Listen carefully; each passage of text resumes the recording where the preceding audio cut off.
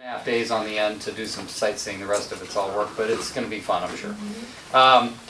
Anyway, so Friday, a couple months ago, I heard Simon Sinek was on a speaking tour, and I tried to find, Casey and I both love him. I think a lot of you have read him. If you haven't, had you heard of Simon Sinek before today? Amazing author. He's pushed really big at big companies like Keller Williams and Berkshire Hathaway.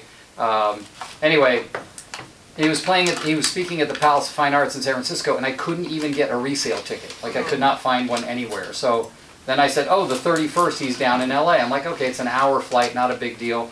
So we bought tickets. Then we found out a bunch of our friends from Keller Williams down in Burbank, the area we're all going.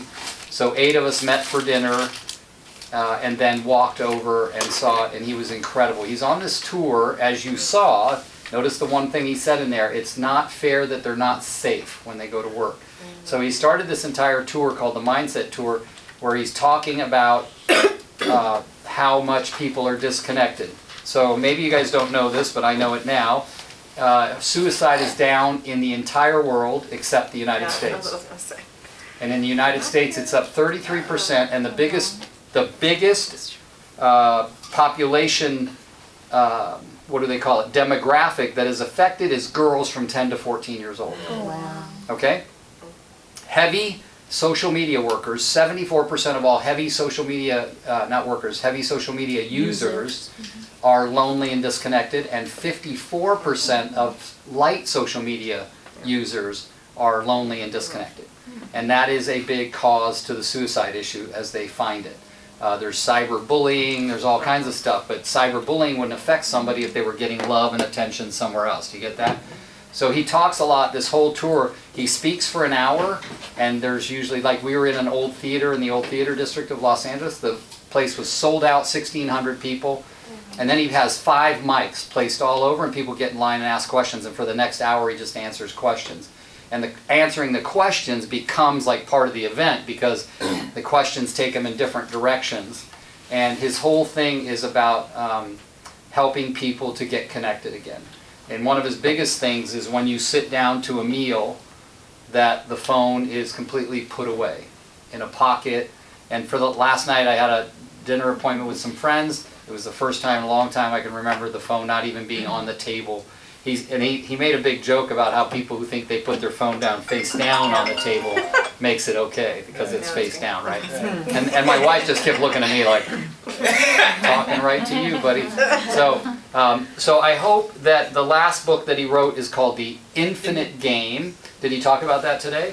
It's a great book. You got to read it. And then I promised you last week that I was going to talk a little bit more about the Workman event. So Workman Success Systems event that I went to a couple weeks ago in Orlando talked a lot. The guy who wrote this book, here we are talking about poop again, wrote this book called The Dog Poop Initiative. His name's Kirk Weisler. He's a nationally known speaker and trainer. He has another book out that recently came out called A Cookie Thief, and then he's going to have another book coming out short, like right behind that. But I got everybody a copy of this. So here, just pass these down. Did you autograph them for us? No, I don't even know. These I bought off of Amazon. No, I didn't. If you want me to sign something to you directly on it, but I can also take your copy to Utah in February and get it signed for you by Kirk. He's originally from Salt Lake. He lives in Arizona now. But this book is a very simple. Yeah, so hopefully there's enough. If there's not, you can have Denise's. Okay. What's the name of his other one? His other book is The Cookie Thief, which is a very old story, but the way he writes it is really good. And then the one that Simon wrote? The Simon has written lots of books, so the 2 that I would suggest that you read from Simon are The Infinite Game and Leaders Eat Last. What about The Why? I think The Why. Well, his very first book was Start With Why, and that was an incredible book, and I think if you haven't read that, that's... Have you read Infinite Games? Yes, well, I'm halfway through it, Okay. but in my personal development work, we've done a lot of games that imitate that concept, and it's really amazing. So, very funny about that, guys, everybody, is that they had us do team games at Workman Success event. And it kind of goes with the infinite game thing. Here's what we think. We are naturally born to be competitive, and even when you're not competitive, you still get the idea about winning versus losing. Right.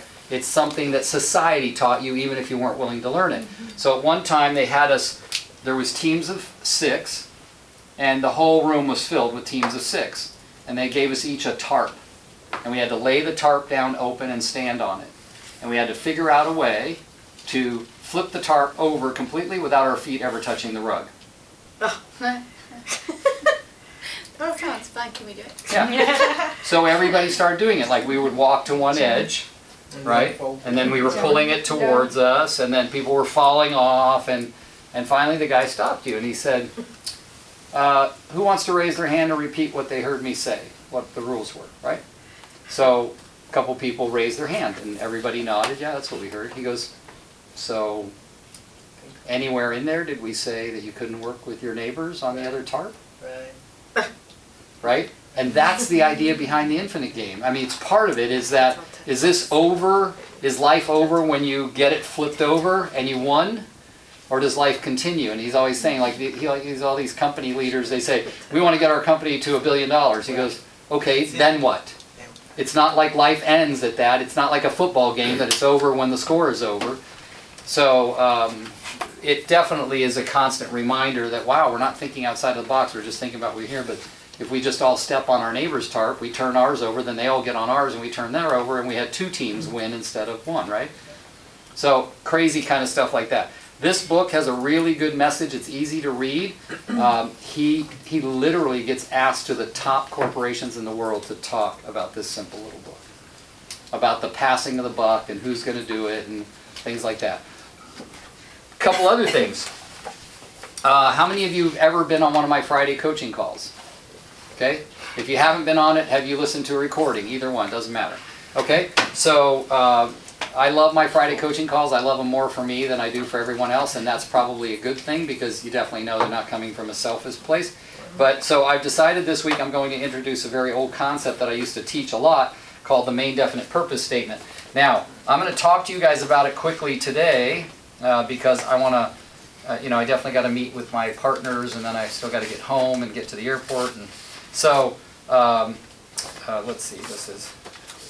So the main definite purpose statement, how many of you are familiar with a book called Think and Grow Rich? Tell me honestly if you haven't heard of it. I've heard of it. Okay, so Think and Grow Rich, Napoleon Hill, has in it the definition of what's called a main definite purpose statement. It's about saying a statement every day that you wrote. Okay, and that statement gets read out loud in the morning and out loud in the evening. It's your own, you only have to say it to yourself. You can stand in the garage and yell it at the top of your lungs for it.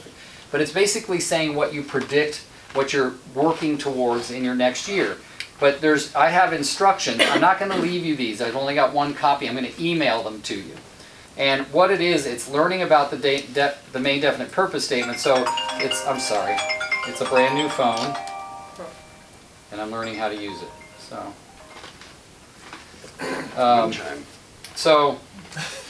So it says here, I'm going to highly recommend that you read Think and Grow Rich. If you get it, the 21st edition. In chapters 2, 3, and 4, he talks about and gives directions for creating your own definite purpose statement.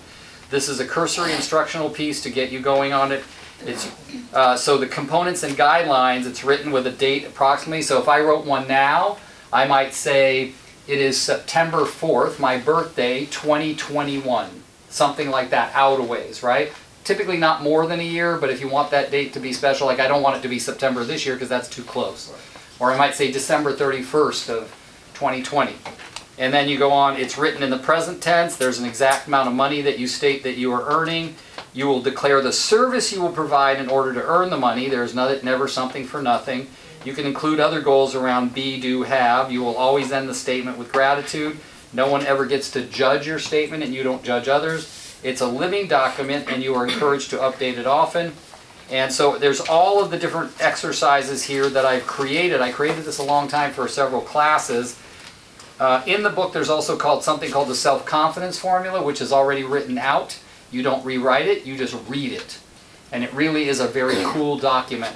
And then you talk about your goals on there and those goals you did. Now the final piece that I'll send you is my main definite purpose statement from 2015. I haven't been using them lately. My wife's back using them again. I hear her in the background at 7:45 in the morning saying it out loud on a phone call with lots of other people that are saying it out loud. But this will give you an idea of how it's supposed to look. So when you read it, remember it's old, and remember that yours doesn't have to sound like that or look like that, but it's kind of got the rhythm of it for you down there. Okay. Yes. All right. That's the. Is this yours? Okay. So that's the mindset part. I got one more piece. Those of you who've been on the call, you know that I'm using this on every call this year, at least until November.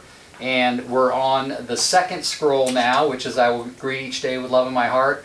Understanding why the scrolls are and how they apply to your business and your life is a very important part of the calls. I don't want to repeat them here because if you haven't heard the calls, everybody in here has a copy of it. Robert, you're still getting the emails, right?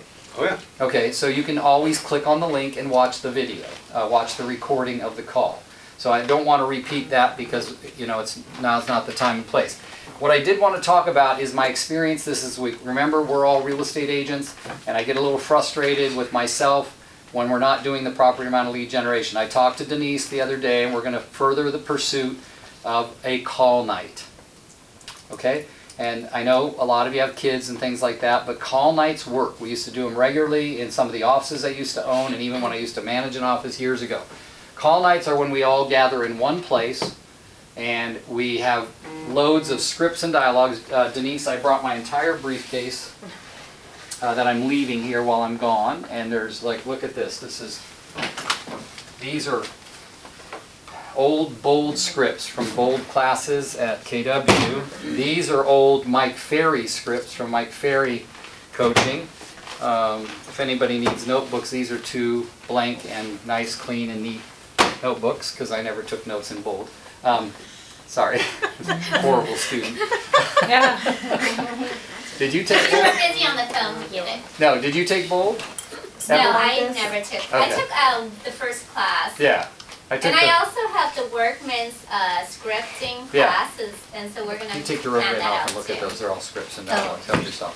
So, but here's what what I really want to talk about. If you are not doing something, I talk about this every week here, and I talk about it on the call, is we really got to start thinking about the fact that all this stuff that we laughed about earlier represents missed opportunities.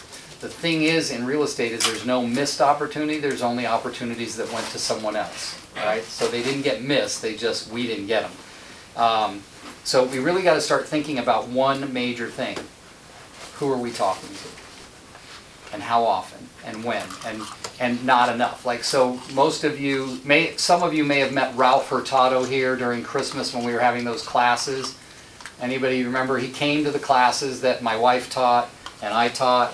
Any of you remember that? I think it was December 16th. Yeah. I was here, but I don't remember. He's the tall guy that He's had the young no, guy, very young. He's 37. Anyway, so he's an EXP agent, formerly Legacy Realty, and then before that Keller Williams, and I've known him since he was 10. His dad used to do a lot of hauling for me out of listings that needed work, and at 10 years old, he told his dad, I'm going to do what he does, right? And he's been a realtor now for 17 years, and he's 37. So started really young. What I love about Ralph is he's the most consistent guy in the world. He's 37 years old, and he has 1 year, get this guys, 1 year of living expenses in the bank. So if he didn't sell a house for a year, he's fine. His wife's a principal at a school. He's got a 5-year-old son. He doesn't take appointments in the evening. He's 37. Okay? He doesn't. Yeah, he sits on the phone and dials, makes his calls. He's got a virtual assistant that makes calls for him. Very consistent guy. And yet today his story was about how much 2 listings that he lost for being inconsistent. So I coach him. I have for a long, long time, even before he was with EXP. And he struggles with the same things everybody struggles with. But his database is just people that he's met by prospecting, and he doesn't even have this network database. He born and raised and grew up in Fremont. Why don't you have 2,000 people on your list from Fremont? Did you get that? So while I'd like you to have the list, during the day you don't waste time building the list. During the day, go through your freaking phone and find somebody you haven't called in a while. Damn it, call them. That's it. Right? And talk to them about them. I say this, I'm going to say it every time we get together, that we have got to do a better job of being in contact with the people. Now, in here, in this in this briefcase, I'll show you guys an example. I didn't bring it to show you, but there is a ton of red files in there. You can all see that. All right, I'm still paper oriented. Every one of those red files is a listing or potential listing. And there's lots of them, but most of them are people we've talked to over the ages who maybe one time interviewed me for a listing and then I didn't get the listing, but no one else did either. But how do I know that? Because I just kept paying attention, just kept going back saying, hey, they didn't list, they didn't list. Hey, you didn't list. Yeah, we decided we'd stay for a while, right? So I just keep badgering them and badgering them. If they don't put a restraining order on me, I'm not going to stop calling them. Okay? It's as simple as that. I may not be great at lead generating every day, but there are not a lot of people that lead follow-up better than I do. So I know where my strengths are and I know where my weaknesses are. Face up to them. We got to beat that. So I got to get better at lead generating so I have more lead follow-up I can do. See, I'm just the opposite. What? I know how to lead gen. I can get them in, but then that follow-up, I need to. Is horrible, right? Right. Okay, so, and that's good because everything is fixable, right? One of the practices that I've had to learn, especially being an owner of offices and a recruiter and all those things, is follow-up. If you don't follow up, they disappear. And in our minds we go, well, they talk to me. If they need me, they'll give me a call. No. You got to remember, in the behavioral scale, DISC, the behaviors, and if you don't know that, we can't talk about it right now, but 70% of humans are S's. S's will not make the first move. Right? They can be, I won't use this example, but they could be really in need of something, and they won't ask for help to get it or go get it. They'll just wait.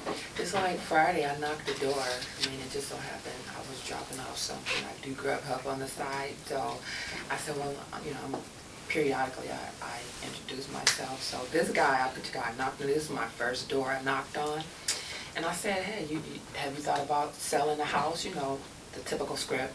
It was real simple, and he was like, at first he was like, no. And I said, well, do you know anybody in the area that might be looking to purchase or sell? And he said, well, you know, I'm actually looking to purchase in the next couple of months. And basically, yeah, I mean, we had a nice little conversation, and it went really, really good because he's having a baby in the next couple of days and blah, blah, blah, blah, you know, long story short, I got all his contact information, and now I'm trying to figure out when should I call him back. That's now. So Don't wait, refer him to the lender. I mean, I got all of that. I got him in the KV Core, and I in my mind I'm saying, okay, I'm gonna wait 2 weeks because he's just getting ready to have a baby, and I don't, you know. Sorry. See what I mean? Okay, so this is great. That's the best example you could have played for us. So remember last week I was talking about the Millionaire Real Estate Agent book, the book written by Gary Keller. I know, I'm EXP. You might think, is this guy Keller Williams? No. That book has in it something called an 8x8, a 12 direct, and a 33 touch. These are ways of talking to people. You meet somebody in an open house, you meet somebody anywhere knocking on their door, instantly they got to go on an 8x8. What 8x8 means, 1 touch a week for 8 weeks in a row. That's the first thing you do. 1 touch a week for 8 weeks in a row. So what might the first touch be? A handwritten note. Mr. So-and-so, it was great talking to you at your front door. I actually sent him an email. Okay, handwritten note. Yeah, that makes Okay. a that could be difference. a That makes you second stand touch, out. the Yeah. handwritten. Yeah, you've already sent the email, then your second touch could be a handwritten note. Never more than 3 touches without a phone call, ever. So in your 8 weeks, there should be a minimum of 2 phone calls. Okay? Because you got all his contact information, so you're amazing. Getting that is the biggest thing in the world. I mean, he was happy jolly. I mean, you know, I think the conversation went really, Right. really smooth. I mean, it kind of shocked me. I was kind of excited because it was really simple, Yeah. and it could possibly turn into, because he might just be trying to sell it and purchase another house, Right. you know, because they've been in that house for Yes. like, Don't a long underestimate time. the power of your activities. But here's the thing. Before you leave the door that day, you got to learn to say what's going to happen next so he knows. Great talking to you. I'll be in touch in less than a week. I kind of did that. Okay, good. And then I Now, followed it up with the email. good. Now, handwritten note. How long ago was this? I mean, this just happened, like, this happened Friday evening, Perfect. so. So Friday, between Friday and today, today's Tuesday, you got him an email. By this Friday, or beginning of right past that, you should get him a handwritten note. Okay. Okay? And then, so guys, our biggest thing, So when potential you seller. say give them a handwritten note, you mean mail it to them. Mail it. By mail, yeah. Gotcha. Yeah, Okay, old-fashioned stamp. Snail Okay, mail. well, I Put got it all on the that back set of a up, so I got donkey and my let them routine. walk it by you. I mean, yeah. Walk by and drop it off. Yeah, well, when, I don't want to think I'm stalking. Yeah. yeah, no, we have a lady Smell it. named Manny who's not kind of on the team. She's her own broker, doesn't work for another brokerage, but she has a full-time job at Kaiser in Oakland. But she comes and sees me on Saturdays, and we lead generate together. And we found this listing 4 doors up from her house. And I got the guy on the phone, talked to him, booked an appointment for the following Wednesday. I wrote the handwritten note. She took it by and dropped it at his house as if she was a courier. Nice. Like, hi, message from Mr. Rick Geha. I'm like, he's gonna meet you. You're gonna go, aren't you the courier? Yeah, but I'm also Rick's partner, you know. But something like immediate, right? And then when I met with him for the appointment, he wanted Francisco to show him how to, you know, fix his doors and stuff. So I followed up with Francisco. After he told me he talked to Francisco, then I read him a handwritten note. Then I reached out to him a week later with another phone call and a text. Like, just constant.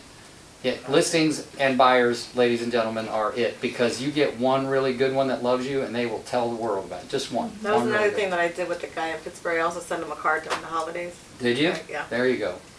So Good. then, like after the handwritten note, then maybe the next week a phone call. Perfect. Three. Or, Without a call. since you go into the area, nothing like another door knock. Right. I mean, because he's like Yeah. literally just Yeah. like a few blocks. Yeah. down. You know, do something personal because he is expecting a baby. Yeah. It's so cheap to buy something for $1, $2, but meaningful for a new parent. It's like a That's a onesie, good idea. you know? When I do that handwritten note, maybe Yeah. I'll throw something in there. Yeah, we should all buy onesies that have the name of the team. Little kid running But around with a Rick expected, Geha yeah, team makes onesie. sense. Yeah. Training program. Yeah. Yeah. I I do actually want. know a baby thing, like one of those baby burpee kind of things. Right. Like, Nib. Yeah. just something simple for $1.99. I'm gonna do that. Dollars, and just say, I know Good. you're gonna be busy, but I just want you to know that I, heard what you said, and I know what you're gonna go through, but I just want you to, like, I'm here for you. Right, right. And Yeah. Are you a parent also? Yes. Yeah, See? absolutely. Yeah, and you can say, well, my kids are Yeah. almost your age or whatever. You Uh-huh. can say, I I'm certainly here. remember what it's like. Let me know if I can give you I'm any more advice than or just help. your realtor, So- I'm more than just you a realtor. Yeah, so as you guys think about it, what I'd love to find out is what are you doing in your daily life, 5 days a week, not 7, that works on getting leads. Now I know that like Nikki and Sheena, you're seeing Denise a lot. She's pounding away on the phones and the door knocking. Did you guys get out and door knock Cedar? Yeah. Good, Yeah, it was We gotta a go good back. experience. yeah, yeah. A lot of people were receptive. It wasn't as bad as we expected. Yeah. Oh, good. Marissa got an old lead from Cedar. They lost her number. They called me back. I'm like, I didn't know who she was, but I put a Spanish. Didn't I tell you guys this story? Oh, it was Friday while I was in LA. I was at Rosie's office, Denise, right? And she owns a mortgage company, and she's Latina, and she speaks Spanish. So I forgot her husband, whose name is Lupe Estrada, doesn't speak Spanish. And so I get her on the phone, not realizing she's Marissa's old client, and I go, I got a Spanish-speaking lady downstairs. I need a Spanish-speaking loan agent. So they send a Spanish-speaking loan agent down there. And the Spanish-speaking loan agent gets on the phone with her and finds out she speaks Tagalog, not Spanish. Oh, man. Anyway, so I'm like, oh, I'm sorry. And then I go, okay, I'll get my business partner to call you tomorrow on Saturday, right? Because I knew Marissa was at the hospital that day. Marissa puts the phone number in her phone and it comes up with a name and everything. She goes, this is my client Rosario. I go, watch she get back to me?" Yeah, Anyway, came so, back. yeah. That's a good thing. So, all right. So, does anybody want to volunteer what you're doing daily besides Sheena and Nikki? Robert? Calling. Okay. Who? Calling Sphere. Okay, good. Reconnect. And what I'm finding is people are busy, so 7:45 to 8:15 while they're commuting. In the And morning? I'll get another slot. And then another one around lunch. They might not be busy. And another one about 4:45 when they're on the commute home. Maybe they really listen to me than the music. Other than that, most people are kind of busy and kind of push off. And then as people let me know if they don't prefer one, I'll assign them to a better slot, and then I don't take up much of their life to get caught up with them and stay connected. Nice. Good. Nice. I like how you got it split up like that. Yes. And so that gives me Three It chances. depends, if I don't connect, I make a lot of calls if nobody answers. Yeah. I can do 10 calls if nobody answers. If somebody answers, I may only be able to do one, but the idea Yeah. is do two, get an average of 6 a day. And you're finding you're getting at least one contact a day? Maybe Yeah, oh one- yeah, I'm one getting answer? 2 usually, Two. 2 to Good. 3. So 60, a 22-day month, that's my database, that's my sphere. Good. That'll do it. Good for you. Well, thanks, and you're being considerate of other people's schedules. It's great. I Yeah, hate salesmen and I hate being interrupted, so all I do is role play and say, how would I want to? Yeah, The that's good. approach. good for you. Sonia, I'm No, excited about Good this for one. you. You made me do this. It's like, I don't want to make this call. Yeah. They're gonna hate me. They're never gonna talk to me again. You said, Robert, gotta let that go. Yeah, Do it. Do it. yeah, if I have to, you have to, that's for sure. How about you? You talking to friends, neighbors? I know you're pretty popular in your I do neighborhood. all the time, but I really have my schedule is 9:30 to 11:30 Tuesdays and Thursdays to make phone calls. Okay, And then I do it, every day or if meeting people. right, Yeah, just waiting for my business cards from ESP and yeah. more things to do Good. more. Yeah, so can I make a suggestion? Sure. I would, when I suggest to coaching clients, not, is that you find some slot of time 5 days a week. Even if it's just a small one, like 15 minutes. Okay, now he said half-hour slots, right? And you say 7:45 to 8:15 and 4:45 to 5:15. If you can find just a 15-minute slot where you can make 1 or 2 phone calls daily, that will bring you much more results than 2 days a week with lots more hours. In other words, I'd rather see smaller slots of time if you want to build something big over a long period of time. It's consistency that pays the bills. So. Yeah, and I do it one, like you said, one every day. Good. And I have a list. Oh, you have? already, Good. Yeah. Good. What she's talking about is I had a challenge on the call and hear that you speak to one person a day. 90 days in a row, weekends don't count, right? Monday through Friday. And that is somebody that you haven't spoken to, a friend, a relative or something. Let them spill the beans about their life. If you're receiving the emails, there's one called the apology script and the forward script. I talked to a guy the other day, he's been on the email list for over a year. He's never opened the forward script or the apology script. So I was on the phone with him on a Zoom, I clicked open, I showed him, he goes, that's been there all the time? So those scripts are very usable, very usable. So. Yeah, literally the stuff that comes in the email for the thing is the tools you need to create a successful real estate business, period. If you just focused on those tools and used them, oh my God, it'd be amazing. So, all right? Even the texting that you suggested works. The what, texting? Just Oh, yeah. texting people, just letting them know why you appreciate them. Yes, They're like, and I have all kinds of ideas that I'm going to go over with Jen because a lot of my clients are using mass texting now where they send out a personalized text in a mass, but your client can't tell it was a mass text. It looks like it was a text just to them. And there's, what did you call it? Easy text? texting. Easy texting? It's something the city, like City of Concord and a lot of cities are using. Yeah. And if they respond back, it just goes to you? It goes straight to you, yeah. It's like they got texted personally, but it's a mass text. I like that. And it could take, I think, thousands of numbers at one time. Well, hold on. Okay. And it shows that it came from you? Yeah, it looks like a personal text from you. Can KV Core do that? It's Yeah. a plugin for KV Core. It They is. have a, Yes. they have See, a that's why we have texting- smart people like you on the team. You do I'm serious. Mass phone call. Oh, and you just brought up KV Core, so Ralphie, did I ask one of you guys to ask Maybe. Ralphie to teach a class? Right. It was you. He couldn't remember, he goes, one of your people called me, and he goes, I'm fighting with them right now, but it's getting all fixed. Somehow, KV Core screwed up, and his leads that he was inputting were going to other real estate agents. Oh my God. And so he had real tested it, estate he put agents himself call. in, Yeah. and sure enough, like 10 minutes later, he got a call from another agent. So he That's why I called. haven't entered That's anybody yet, Jacqueline's 'cause I'm line so before. nervous. Okay, so Ralph is working directly with KV Core. It's a coding problem. Okay? So if that's happening to us, Marissa, it's happened to a lot of us. In the market. It's a coding problem and he has the right contact. And lenders are doing that too. Yes.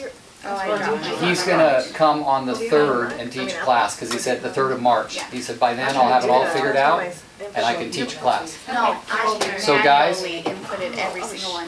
You Then I guys, had to manually delete, sorry. I will smack you. Sorry. Listen up. So Ralph Hurtado, the kid I'm talking about, super techie, he's gonna come here